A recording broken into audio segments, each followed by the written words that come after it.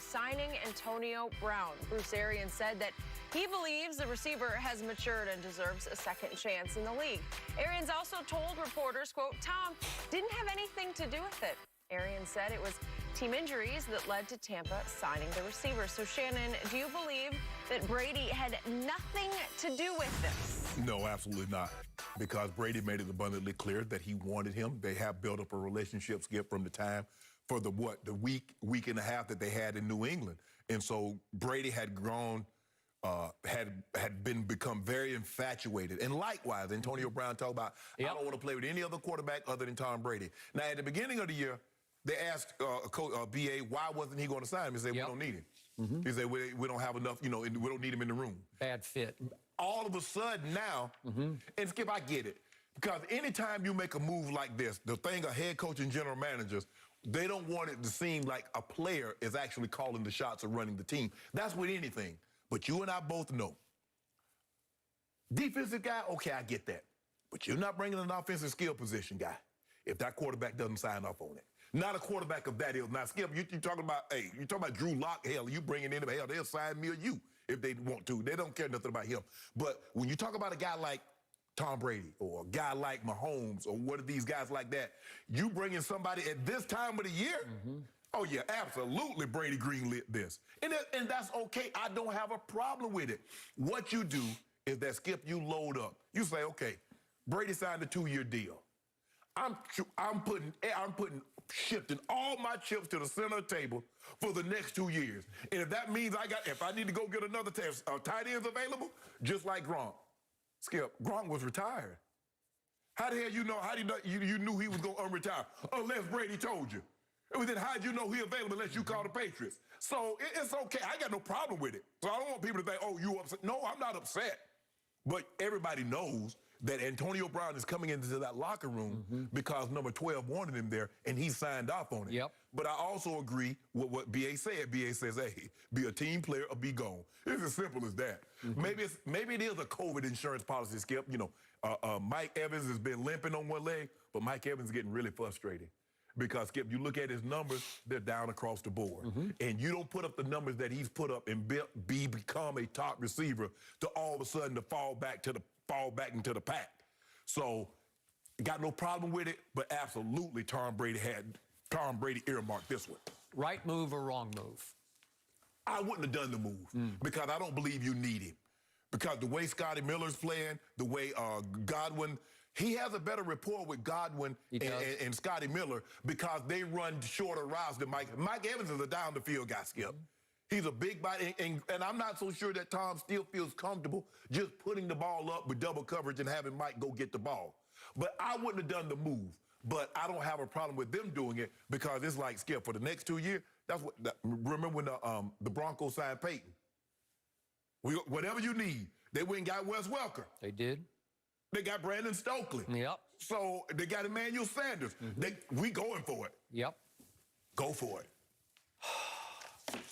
I love this move for Tom Brady because he clearly loves Antonio. He does. I don't love Antonio for any other team. We talked about Seattle last week. I thought he'd be a bad fit in Seattle because they're starting to come together around, obviously, Tyler Lockett. And by the way, the more I watch Tyler Lockett, he is under the radar, a superstar receiver as we've ever seen in this league. He doesn't get near the credit he deserves for his clutchness because he comes up big for them so many times. I know he's not the biggest or the fastest, but DK is the biggest and the fastest. So we'll talk about them in just a moment. But the point is, because Brady had such instant rapport with Antonio, and because I believe that Antonio will listen to Tom about this is the way we have to operate here. He's recreating the Patriot way in Tampa Bay. So the point is, I'm just getting more and more tired of Bruce Arians because he's going along for the greatest ride of his career, but he won't give into it. It's a self-driving car, BA. Just sit in and just have fun. Just enjoy the ride, because it's a great ride, except he has to assert himself publicly. I'm in control. Well, he blasted Antonio. He said, they went back and forth, and then even AB blasted him in a tweet and said, I'm a diva. And he said, well, he's the one who wears kangaroo hats and sunglasses, right? And BA Yeah. Kango hat. I'm sorry, Kango hat. And yet, you know what? AB is right because Bruce Arians got a big ego. So we got BA versus AB here, Yeah, right? okay. They both have big egos. They do. But again, he wants to show everybody I'm in charge. And the quote was, everybody wants to say that Tom picked him. Tom didn't have anything to do with this. Stop it. He had everything to do with the fact that Antonio would even want to come to Tampa. Just like Tom may have anything to do with being in Tampa. That was you and Jason Light. Yeah. The man picked up the phone and called y'all. He picked you. And again, Antonio said, he tweeted constantly, I want to play with 12. He made it abundantly clear, I don't want to play with anybody else but Tom. But that guy. Right. And he took far less, he took like minimum wage to go play for Tampa Bay just to sort of reinstate himself and play for a contract next year. Right.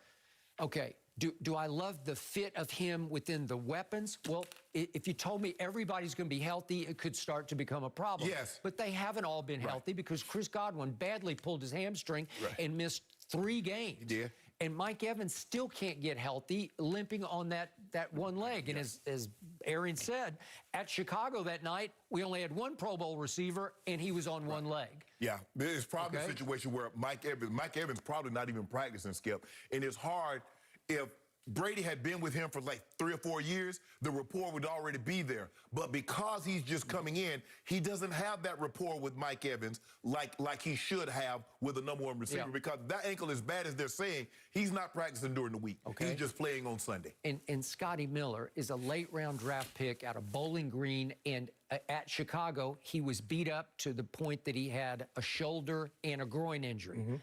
Brady threw him no balls at Chicago. He played much of the game and couldn't get open, I guess, because he didn't throw him 1 ball. Correct. Well, then yesterday, all of a sudden, it was Scotty Miller day. Right. Well, my point is, Scotty's going to lose a lot of reps to Antonio because Antonio is going to become the slot receiver, right? And the thing is, and the one thing that we know about Tom Brady is that he's always had great rapport with slot receivers. It goes back to Troy Brown. You go Wes Welker, you go Edelman, you go Amendola, and now Scotty Miller. So he feels very comfortable throwing to the slot receiver and the tight ends. That goes way, way back. That's in him. Now, yeah, we've seen him push the ball down the field when he had Randy. But more times than not, Wes Welker was leading the team in receiving. Edelman was leading the team in receiving. So was Troy Brown. So we're not surprised that Scotty Miller is the guy that Brady feels most comfortable throwing the ball to. And so for me, Skip, considering that they're starting to go here, I don't believe I would have done it, but they said it's an insurance policy just in case, someone else gets nicked. It's all being reported that Brady had Tony Robbins speak to AB. He did. So that just goes to show you, Skip, that shows the man does care about, I mean, obviously, you can help me win some ball games, but for me, I wouldn't have done it. Do I believe AB has paid his debt to the NFL? Sure. If you said it's hard for me to see, I'm like, how are you suspended and you're not even on a team? I thought you had to be on a team before you could start serving suspension. But hey, they worked it how they worked it out. I'm cool with it. Now he's going to have to, still has a day in court. He does. And then maybe he still has 2 sexual assault allegations hanging over him. Right. So the question is, can he make it to the field now? Okay, he's on a team, but can he make it to the field, the actual Sunday or Monday or whenever they play? Can he do that? Yep. So we saw him flame out in Pittsburgh, and then we saw him really flame out on Hard Knocks in Oakland. Could he wreck this team? Sure he could. Is he me first? No doubt. You've been hard on him on the show, and you've been right about it. You haven't even been hard enough on him. But because of his connection to Brady and because he knows this is my last shot here to get back. Yeah, this is last stop you. Right? Okay. I'm going to say I'm good with this because when he is right, he is really right. I still think he's at least a top 10, if not a top 5 receiver, and I'm going to bet that he hasn't lost a step in this time. The only reason that this is possible is because the immense talent that he possesses. Anybody else, this is not even possible. But because of he's AB, and you look at the 5 or 6 straight 100-catch seasons and what he's been able to do, the 4-time first-team All-Pro, and he's been dynamic. The question is, can he get out of his own way? Yep, I agree. don't believe he'll wreck this team because of the guy that's playing quarterback. The problem that he had in Pittsburgh, he didn't respect Ben. Ben didn't respect him. He respects 12. Yep, he does. I don't know if he didn't respect Coach Tomlin because he came when he wanted to, because they allowed him to.